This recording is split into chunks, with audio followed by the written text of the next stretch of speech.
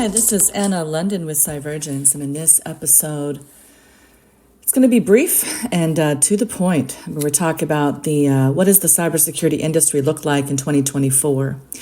Okay, and there's the top 5 in-demand cybersecurity jobs for this year. Okay, so our cyber industry is expected to continue to grow, right, significantly this year. And according to Gartner Inc.'s forecasting report, worldwide end-user spending on security and risk management is projected to total $215 billion this year, an increase of 14.3% from 2023.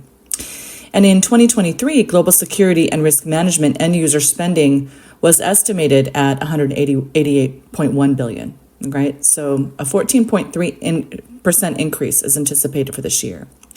Despite the industry boom, the talent shortage still appears as one of the most important struggles for everyone.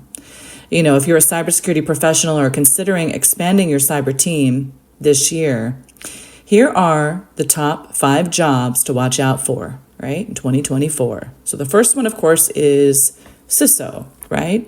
The Chief Information Security Officer, right? It's a more recent addition to the C-suite. Now, for us in government, we've had CISOs for decades, but a lot of the, commercial, right? Some are still actually adopting CISOs, but, a growing number of companies are opting to designate, though, a specific security director, right?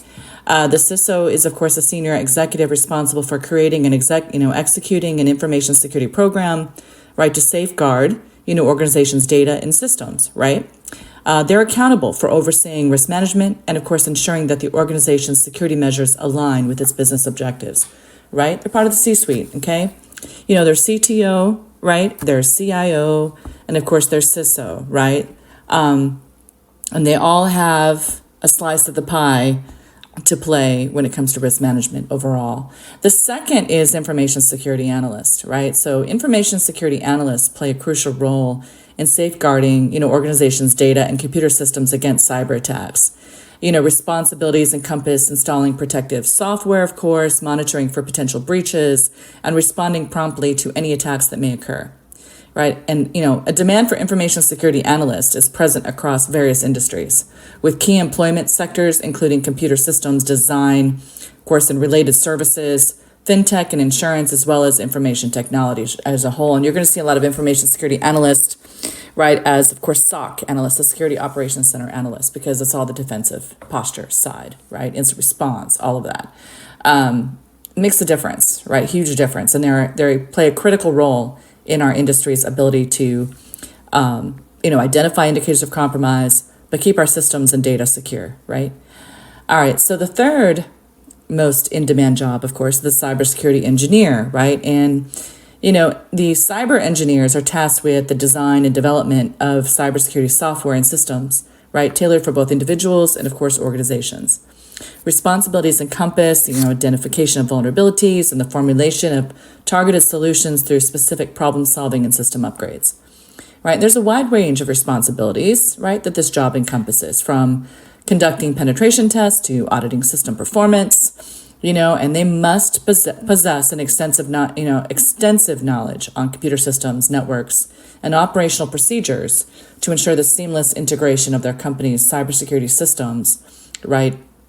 And of course, providing comprehensive protection for all vulnerable areas, right? And so a huge part of that is governance, risk, and compliance, right? Understand the data types that are running in your environment, and what regulation or what law, right, what standard, right, that you must meet, especially when you're choosing technology or even developing the code, right?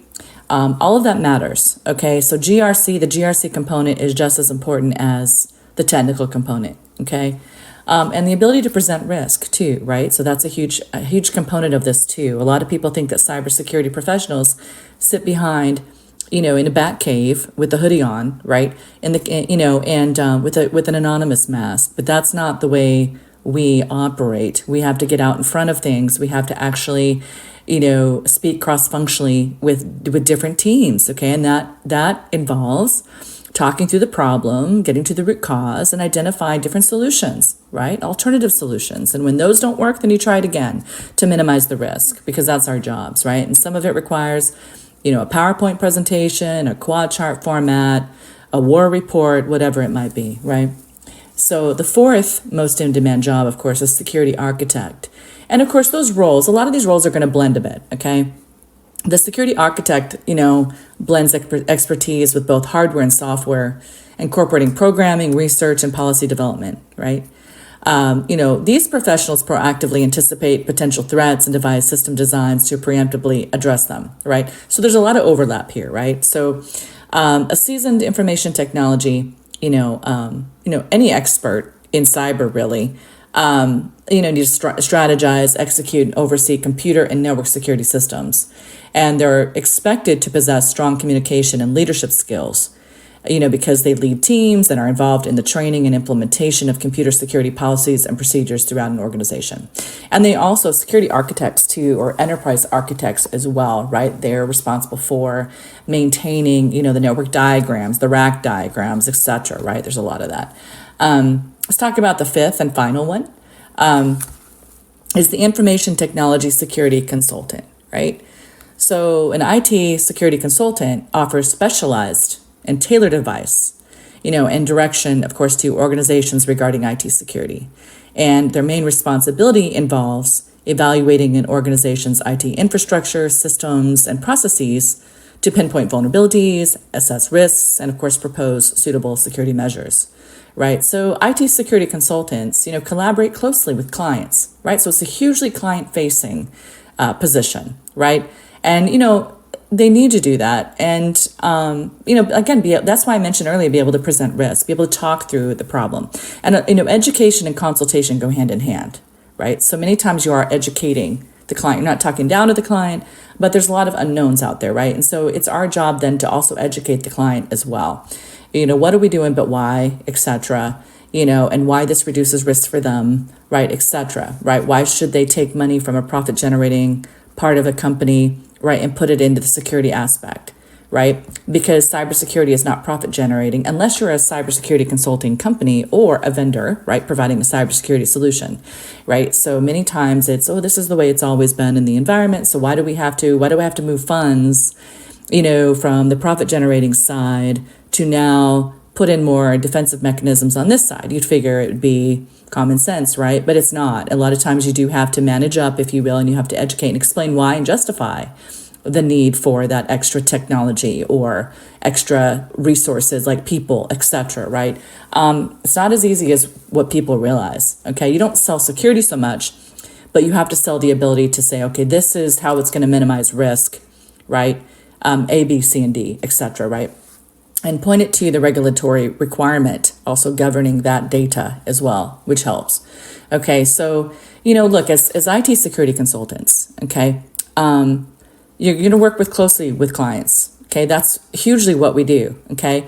And you need to comprehend, unique security requirements, objectives, formulating tailored strategies to improve their overall security stance. There's no cookie cutter solution, no cookie cutter technical environment, okay, at all either.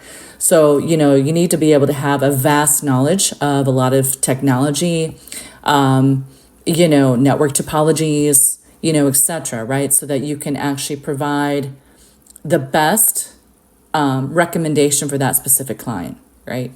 Look, if these qualifications are something you're interested in, okay, then, you can definitely, like I said, seek somebody out. I have an apprenticeship program I'm kicking off, later this year. I just had 2 internship programs. The fall one, I extended for 2 weeks, so they graduate January 19th of this year. But if you're interested, go to my website. It's cyvergence.ai. So CYVER, V as in Victor, ERGANCE.ai. Okay, and navigate through the About Us careers area and then sign up, get on the waiting list.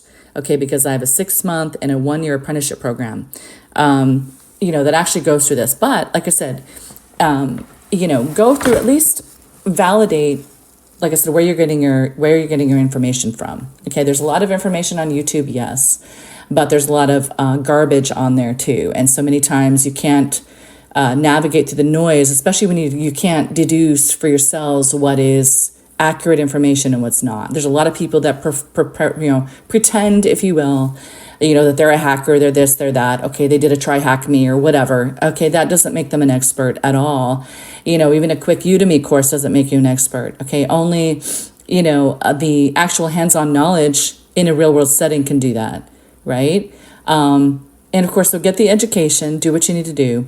Reach out to us because we can definitely help you navigate through that, navigate to an internship program, navigate to the right school of choice, right? Because they're all not what they're cracked up to be either. Look at who's also developing the curriculum. Look at who the faculty are.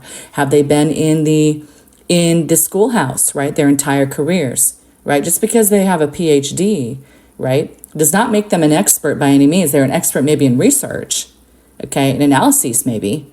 But if it's like somebody teaching an MBA, right, in business, how they can teach theory, okay, but if they've never owned a business, how effective will they be actually to translate the real world knowledge, right, to the students, okay? So, get a combination. Nothing against anybody that spent their entire lives in the classroom. I have a lot of respect.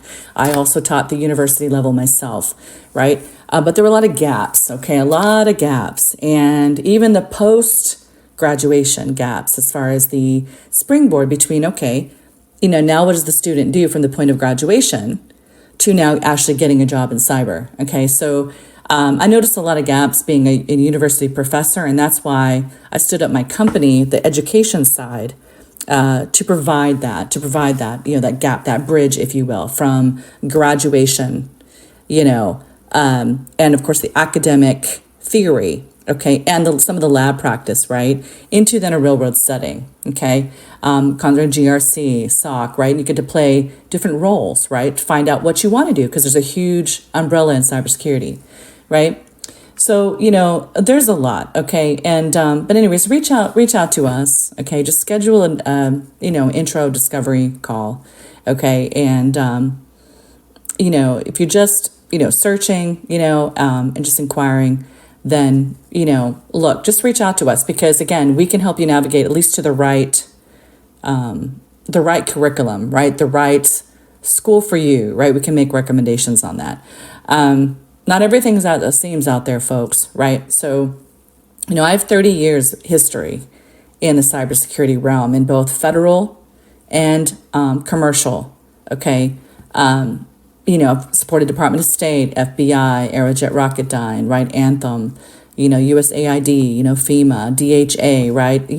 Military. So I did that also when I was in the service, right? So I have the technical construct and background and network backbone, system administration, telecommunications, and all that, aside from, of course, the cybersecurity component and the compliance, because that's the big part they don't teach in colleges. They'll flash a single, like a slide up, and they'll say, okay, they'll cover maybe GDPR a little bit. They'll cover, HIPAA a little bit, PCI DSS a little bit, but they don't really go in depth. They don't really have any students even diving deep on report generation and analyzing and interpreting the results of those reports, like vulnerability scans, right? And applying and doing findings remediation, because that's a lot of what you're going to be doing. So if and of course it needs to tie into compliance, the business and cybersecurity compliance, right? Yes, we know you need log backups, but then how long, right? That's going to be determined upon, look, if you're in e-commerce, let's just say business, right? Minimum for PCI DSS is minimum 1 year for your backups of your logs that you need to maintain, right? So, go to authoritative sources, right, to get your information, right?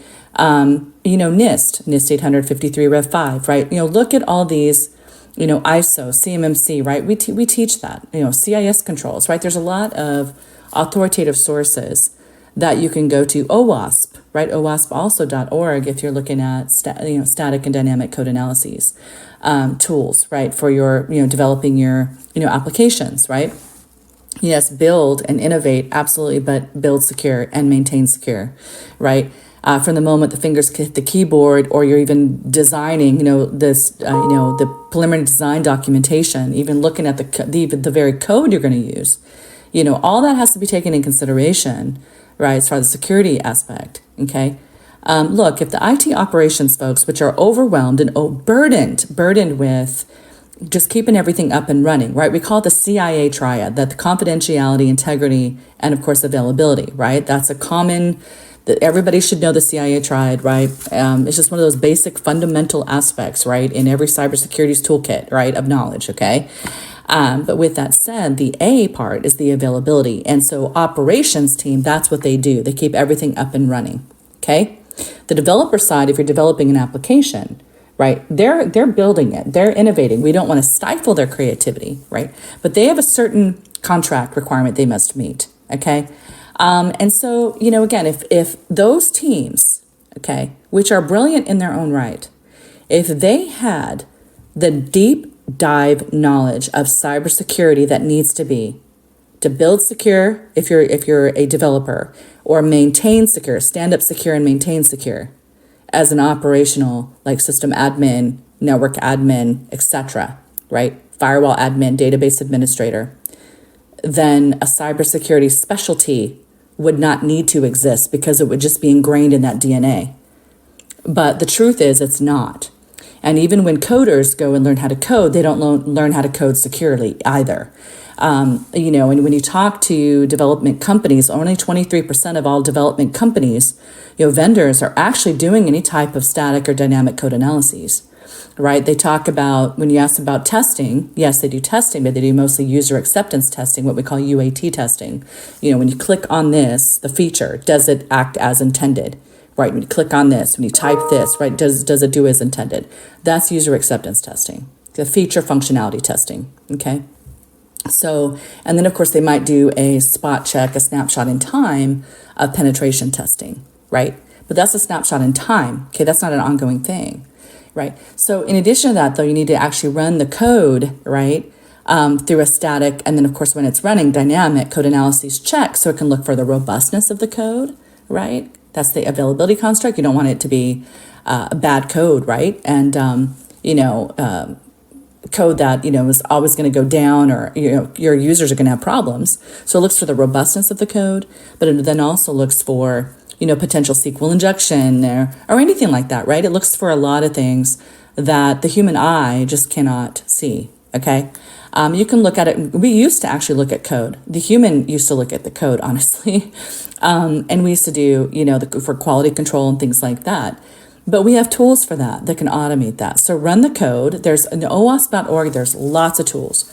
Some are open source. Some, of course, are, vendor supported, tools, right? But use something that is compatible with the code that you're using. Do research also on the type of code, like C code, which is predominant in the field, right? But C code is synonymous with and subjected to buffer overflow attacks, right? So again, the more you know, it's not just how to build it and stand up something. It's like, oh, I know, like I get people all the time that want to work at my company, but I only hire people either that I know that are senior, that I've worked on in prior projects before, okay, that I can validate their work ethic and their knowledge, skills, abilities, and credentials. And of course, students that, or, interns that have come through my program, right? And completed my program, okay, and have actually shown that, they can actually do the job, but they don't just ghost, right? Because you have some people that just come in, they just barely, do anything. I mean, there's only about 10% of anybody anyways, of any organization that actually does any kind of work anyways. 90% kind of just try to go through the motions and, maybe check in at 9 a.m., but then they leave at 5. They don't really care. They're just there for a paycheck, and that's also fellow cybersecurity people too. And that's a scary thought. That's a scary thought. Okay. And to me, that's negligent. Okay. Because if you are, it's like being a guard, right? It's like being a guard, a security guard, let's just say. If you're sleeping on the job and there's a breach, that's your fault. Okay. That's your fault. So you're just as culpable then for that breach, because you let your guard down, right? And you did not do your job that you were hired to do. As cybersecurity professionals, we're hired to protect the data, processed, stored, transmitted, right? Law enforcement looks at you, follow the data, they follow the money, we follow the data, and then we have to protect it, right? We have to protect that entire spider web, right? The data stored, right? Transmitted, okay? And processed, okay? At every juncture, that's our job, okay? To avoid data breaches. And a lot of this stuff can be avoided. It can. These ransomware attacks, a lot of this stuff can be avoided, right? Through proper configuration settings and a variety of things, okay? So, everybody's like, oh, yeah, well, security breaches are just common. Yeah, but they don't have to be. They are because the people aren't just doing their jobs. I'm just going to be honest with you. And many times they hire people, but they don't know. They're either niched into a certain area they don't know, or somebody will say, oh, yeah, well, I know how to do this. I know, like, I want to work for you. And yeah, I already know HIPAA. I pulled down a 115 page, document. I already know, I know. Okay, but it's very basic. You can tell, very entry level person, right? And, you need to drop your ego at the door. Okay. So, I already know that. I already know that. I already know that. I already know that. I don't want to hear that. Like, there's still a lot to learn. There's no way you can learn, you can know everything anyways. Right. People that say, yeah, I'm 1% on the Try Hack Me. Well, Try Hack Me is a game. It's like, it's a game. It's a gamification tool. And it's cool and all. It's fun. I'm not going to lie. But it's good. It's fun for people. Absolutely. But that's analogous. And saying then you're a cybersecurity expert because now you're at 1% of, the top 1% is analogous to playing Halo and then saying now that you're a soldier, right? You're a bona fide soldier than just playing Halo, okay? With fake weapons, okay? So, yeah, I'm a Master Chief, right, or whatever, never having even donned a real uniform, never wielded a real weapon, never actually served a day, right, in the military, right? It's like that, okay? So do you see what I'm getting at, right? So, the first thing employers are going to ask you, okay, even after you go through a 10-month, let's just say, certificate program, or even a 4-year degree program, they're going to ask you, okay, great, you've got the academic knowledge and understanding, that's theory. But do you have what about the hands-on knowledge in a real world setting? And like, oh, yeah. I did GitHub. I stood up something this, I did that, whatever. I did this in class. That doesn't count. It helps you, yes, but it doesn't count. Only on the job training, and practice can do that, right, in a real world setting. So that's what we offer, right? Not just a use case like from another example or whatever. No, it's just not like acme.org or whatever. No, we offer, like my company as a use case, for instance, right? Doing a gap analysis, doing risk assessments, etc. We have ITCCBs, right? We have all that kind of stuff, right? A lot of stuff, and it's instantly transferable skills. Okay, so we help you get the knowledge, skills, abilities, and the right credentials, the right certifications.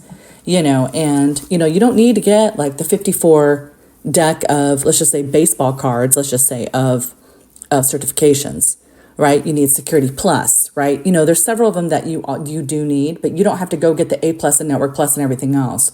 First thing I always recommend everybody is go get that Security Plus. Just get that right out the gate, okay? You can go get your Associate CISP. You need an ITIL, okay? ITIL.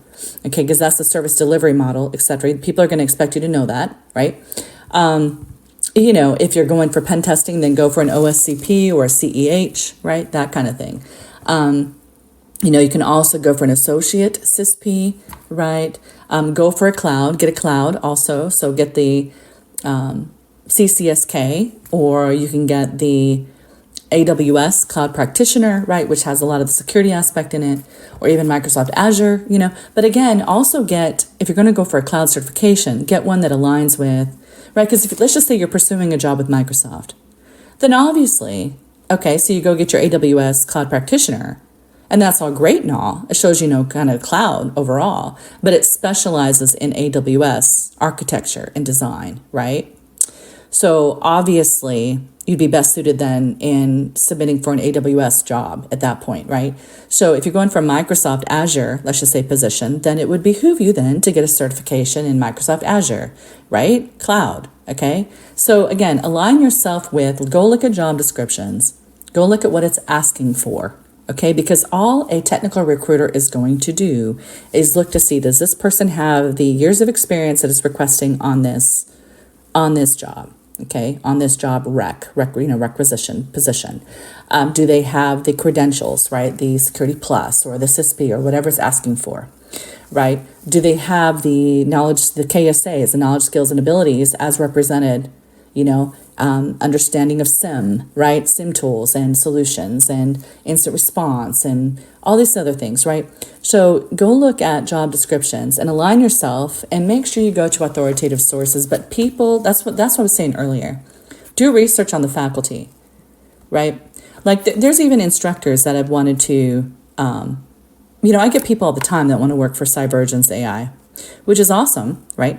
But I also look at their resumes. I had an instructor that, claimed to have all this experience, but when you look at his resume, he only had like 1 year of actually hands-on experience, right? It was like standing up a VMware lab or something like that. It wasn't even much.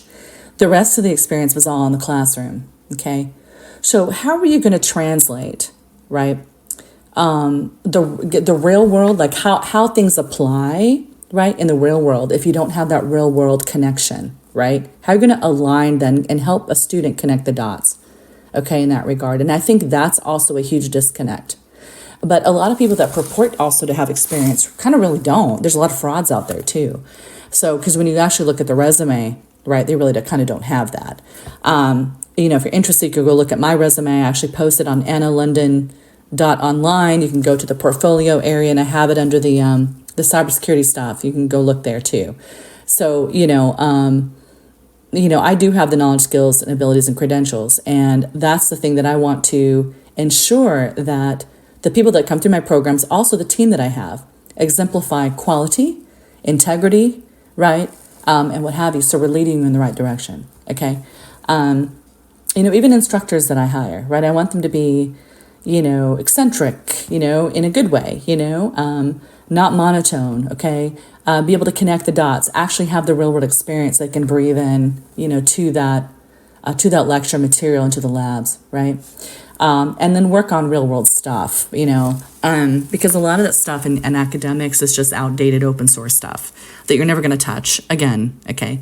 And so then a lot of people are like, okay, I had no idea. Right. And a lot of them can't connect the dots, right, visually or anything like that. And so again, but that's where we come in. And then you can basically role play because, maybe you think you want to do penetration test, or maybe you don't know about SOC and you're interested in SOC. Well, we start you off at GRC.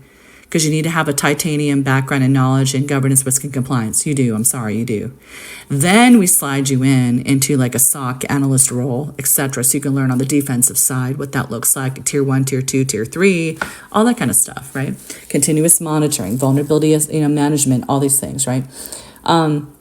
But first I have you go through and do a gap analysis. Okay, that's a requirement.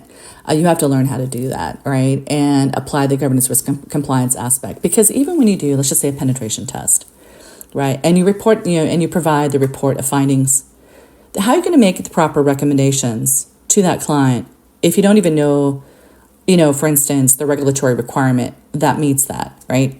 So like, for instance, a VPN solution, okay? You can't just use an open source solution, right? Like OpenVPN, because that in itself is not HIPAA compliant. So then, therefore, that the data in transit, then you might think that you're recommending something good to the client because you're saving them money, but it's not robust enough of encryption, okay?